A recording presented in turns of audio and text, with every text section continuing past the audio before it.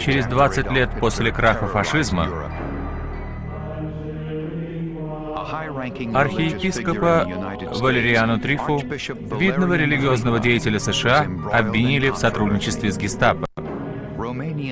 По словам румынских эммигрантов, во время войны по вине Трифы были убиты сотни евреев.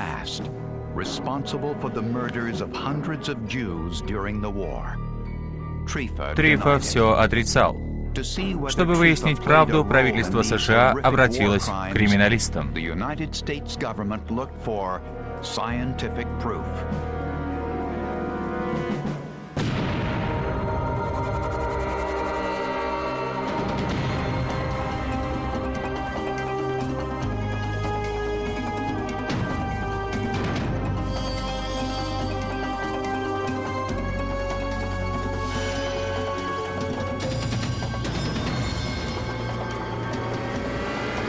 Криминалисты.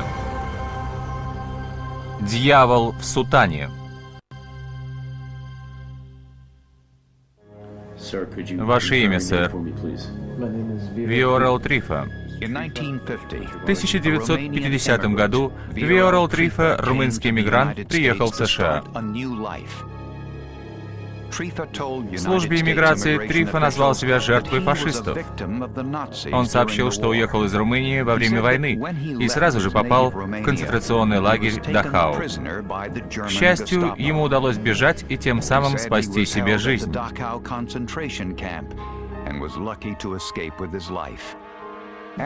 После войны он едва сводил концы с концами, поэтому, как сотни тысяч эмигрантов, решил попытать счастье в Америке. В 1948 году президент США подписал принятый Конгрессом акт о беженцах.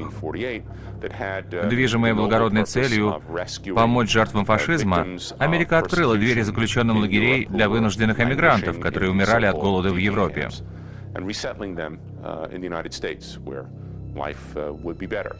Это копия анкеты, заполненная Трифой при въезде в страну. В истории арестов он пишет, что был политическим заключенным. В 1957 году Трифа получил американское гражданство. Благодаря связям с румынской православной церковью, вскоре после эмиграции Трифа стал священником и быстро сделал карьеру. Трифа был прирожденным лидером. Это правда. Трифа — великолепный оратор и эффективный руководитель. Талант позволил ему возвыситься в Румынии. Талант же помог ему в США.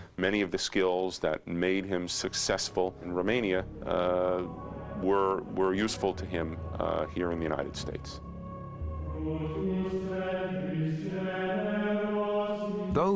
Задатки лидера помогли Трифе занять высокий и престижный пост в румынской православной церкви в Америке.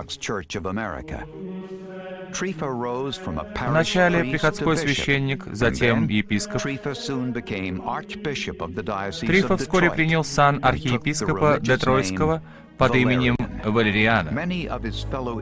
Благодаря мощному притоку румынских эмигрантов, его церковь разрослась до 35 тысяч прихожан. Грандиозный успех для того, кто пару лет назад был нищим беженцем. Он стал очень известен. У него было много знакомых в кругах румынских эмигрантов, особенно в Детройте, Чикаго и Кливленде.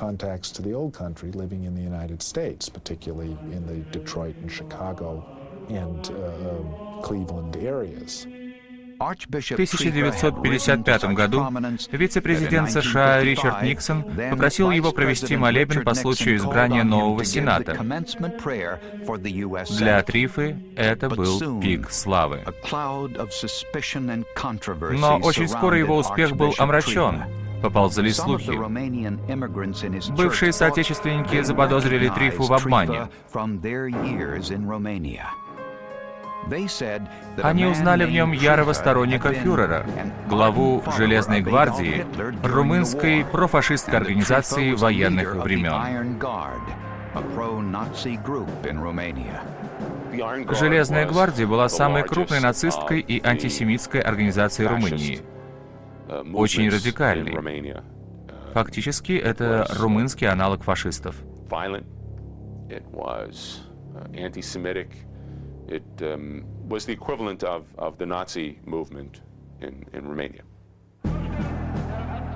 На фотографии съезд Железной гвардии первых лет войны. Приветствие и форма очень напоминают фашистские. Как и нацисты, члены группы насаждали антисемитизм. Они призывали уничтожить евреев и прочих врагов нации. В Румынии это было первое политическое движение, пропагандирующее насилие и жестокость. Члены группы организовали убийство двух премьер-министров.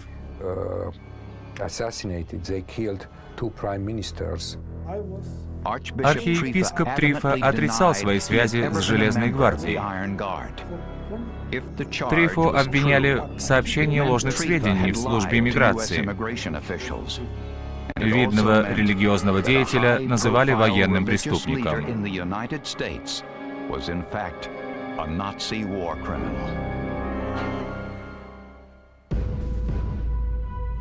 Румынские эмигранты обвинили видного религиозного деятеля США, архиепископа Валериану Трифу, в пособничестве фашистам.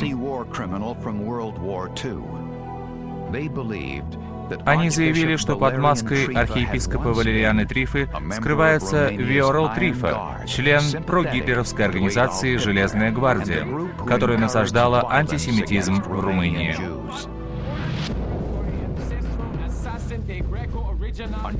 20 декабря 1941 года Дьявол Трифа обратился к соотечественникам по радио из Бухареста.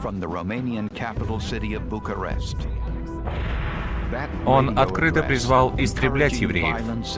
На следующий день в Бухаресте началась резня. Все газеты писали о бухарестском погроме. Илай Розенбом, обвинитель по делу Трифа от Минюста, читает газетную статью тех времен. Самым страшным событием погрома стал так называемый кошерный забой. Более 200 евреев на городской бойне в прошлую среду. Евреев, отловленных гвардией за несколько часов рейдов, затолкали в грузовики и отвезли на бойню. Там зеленые рубашки, то есть члены организации, заставили их раздеться и разыграли отвратительную пародию на традиционный еврейский забой птицы и скота.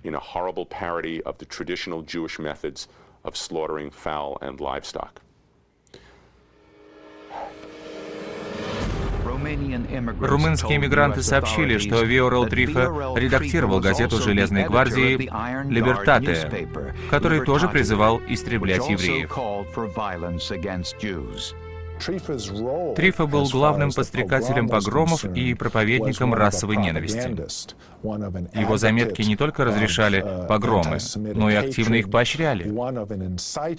Whose writings created an atmosphere in which this kind of violence not only became permissible and acceptable, but encouraged. Архиепископ Трифа отрицал свою вину. Он говорил, что произошла ошибка. Пресса делает из меня нациста уже около 20 лет, а пик пришелся на последние 7 лет. Правительство США столкнулось с проблемой. Как узнать, был ли архиепископ Трифа членом Железной гвардии? Единственным свидетельством против Трифы были воспоминания румынских эммигрантов. Для законников такие дела всегда были и будут самыми сложными.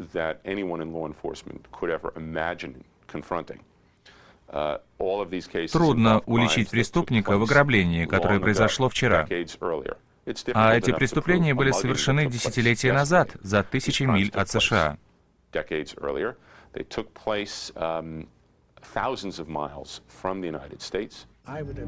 Однако Чарльз Кремер, румынский эмигрант, стоматолог из Нью-Йорка, не сдавался. Родственников Крэмера убили члены Железной гвардии. Он поклялся воздать преступнику по заслугам. 20 лет Крэмер подавал петиции в правительство США. В 1973 году Минюст США открыл дело о причастности архиепископа Трифы к еврейским погромам во время Второй мировой войны. Обвинители обратились за помощью к правительству Западной Германии. Во время войны немцы тщательно вели архивы. Именно там следователи нашли 22 открытки, отправленные человеком по имени Трифа, членом Железной гвардии.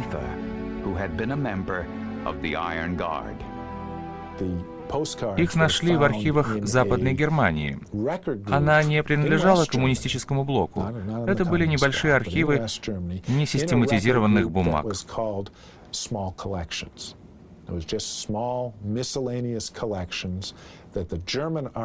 Немецкие архивисты не смогли их рассортировать, поэтому все бумаги подшили в папку под названием «несистематизированные».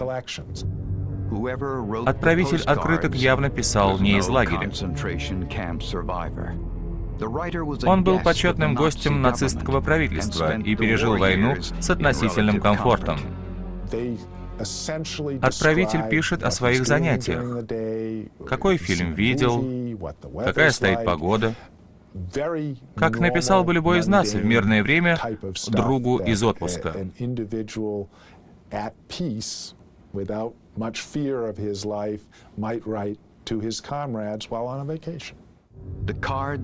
Открытки были подписаны неким Валерианом Трифой. Если это был архиепископ Валериан Трифа, значит, он солгал службе эмиграции.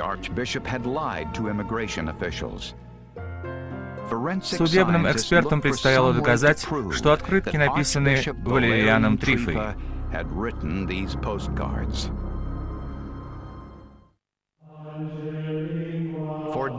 Десятилетиями архиепископа Валериана Трифу, видного религиозного деятеля Румынской православной церкви США, подозревали в сотрудничестве с Железной гвардией. Архиепископ все отрицал. Однако правительству США удалось найти 22 открытки, подписанные двойником Трифы. Они попросили документоведа Гидеона Эпштейна сделать анализ почерков. У каждого свой почерк. Даже однояйцевые близнецы пишут по-разному. Почерк зависит одновременно от моторики, мускулов и нервной системы человека. Поэтому человек приобретает уникальный почерк, как только начинает писать. Эпштейн провел не один месяц, сравнивая подписи на открытках с подписями Трифы на официальных документах.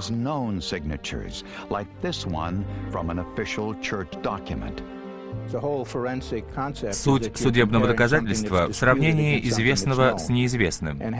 То же самое с почерками. Мы получаем документ, автор которого неизвестен, и образец известного почерка. Вопрос в том, написан ли неизвестный документ известным почерком. Эпштейн отметил, что в обоих случаях человек писал очень быстро, или, как говорят специалисты, бегло. Беглый почерк имеет широкий набор вариаций. Но эти вариации все время повторяются.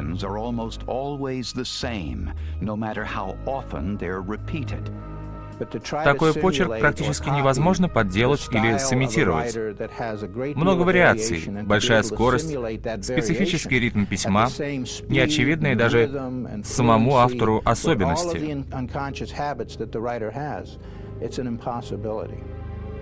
После месяцев исследований Гидеон Эпштейн заключил: без сомнений, открытки подписывал Валериан Трифа.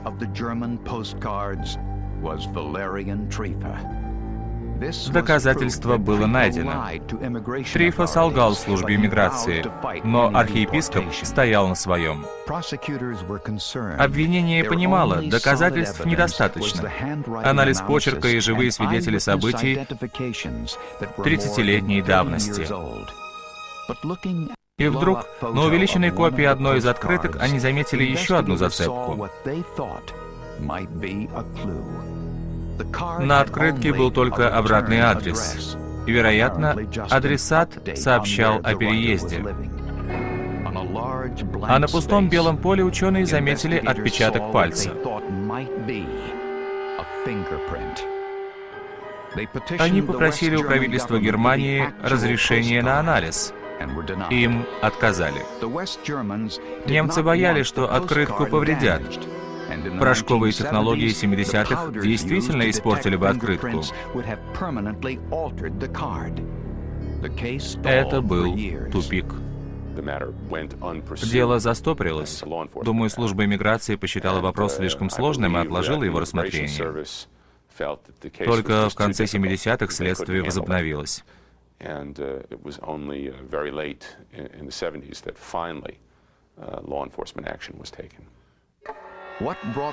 Новую жизнь в дело Трифы вдохнули новые технологии, а именно лазер. В конце 70-х исследователи обнаружили, что лазерный луч реагирует на отпечатки пальцев.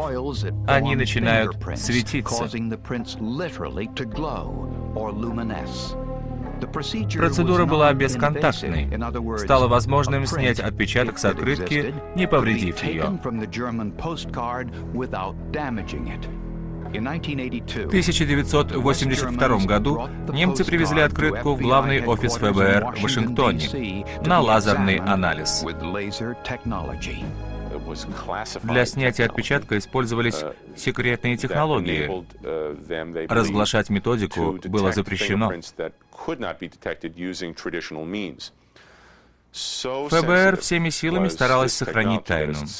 Даже когда представитель правительства Германии привез открытку в офис под эскортом Минюста, его не пустили в лабораторию, где находился лазер.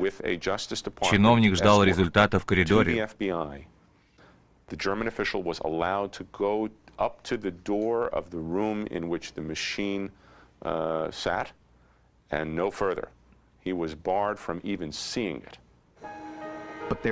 Но не все было гладко.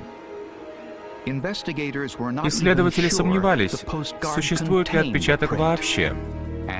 Прошло столько времени с момента отправки.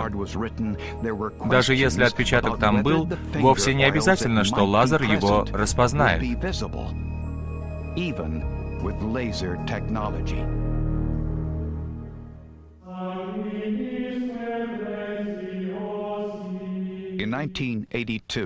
В 1982 году расследование по делу архиепископа Трифы подошло к кульминации.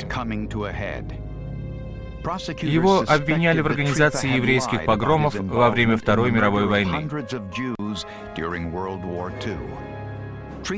Трифа заявил, что в Румынии орудовал его однофамилец, член профашистской организации «Железная гвардия». Фамилия Трифа очень распространена в Румынии. Следователям удалось отыскать открытку, надписанную Трифой во время войны. Им казалось, на ней остался отпечаток пальца, но уверенности не было. Если отпечаток существует, следствие раздобудет надежные доказательства вины Трифы. Рон Копако, специалист ФБР, направил на открытку луч диффузного лазера. Лазерный луч реагирует на отпечатки пальцев, однако открытке более 40 лет. И не факт, что отпечаток вообще там был.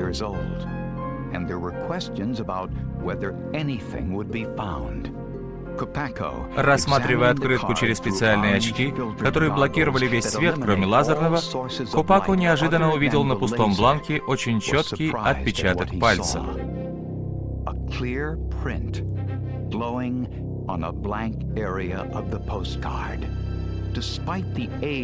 Отпечаток был настолько сильным, что не стерся за 40 лет. Теперь предстояло выяснить, принадлежит ли этот отпечаток архиепископу Трифе. Копако сделал фотографию отпечатка. Было ясно видно, это отпечаток большого пальца левой руки. Ученые сравнили этот отпечаток с данными миграционной службы. Отпечаток на открытке сравнили с отпечатком из анкеты, заполненной Трифой на въезде. Они были идентичны. Открытку действительно отправил Валериана Трифу. Отпечаток был неоспоримым доказательством. Его невозможно подделать незаметно.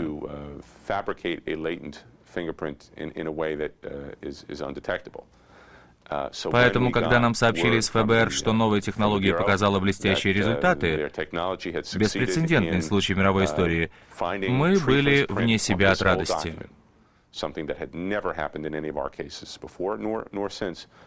Мы все были в восторге. Восстановленный отпечаток 40-летней давности — это рекорд в мировой криминалистике. Ученые считают, что Трифа подписывал открытку авторучкой и испачкался в чернилах, поэтому отпечаток въелся в пористую бумагу. Чернила стерлись, а отпечаток пальца остался.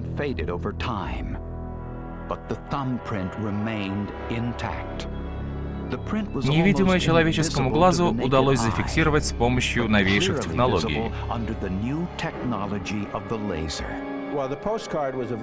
Открытка оказалась очень важной уликой. Она дала нам и образец почерка, и отпечаток пальца. Мы установили, что они принадлежат Трифе. А почерк и отпечатки пальцев с одного и того же источника. Это самые наглядные свидетельства.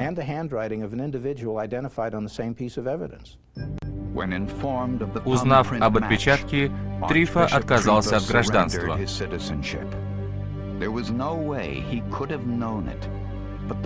Кто бы мог подумать, что подписанная 40 лет назад открытка сыграет в его судьбе такую роковую роль. Следователи не были уверены, что достанут отпечаток, но хотели иметь на руках все возможные доказательства.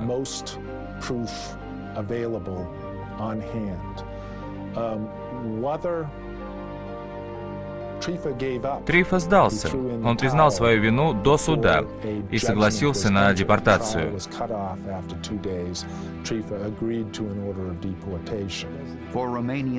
Румынские эммигранты, в том числе доктор Чарльз Кремер, родственники которого были убиты членами Железной гвардии, ждали возмездия долгие 40 лет.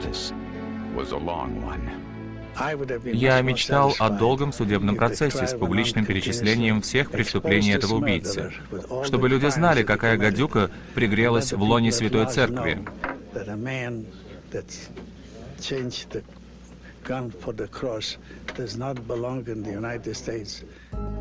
2 года ни одна страна не соглашалась принять Трифу. Лишь в 1984 году это сделала Португалия. В юности фашистский руководитель, в зрелости религиозный деятель, пытающийся скрыть прошлое. Валериан Трифу умер в изгнании в 1987 году.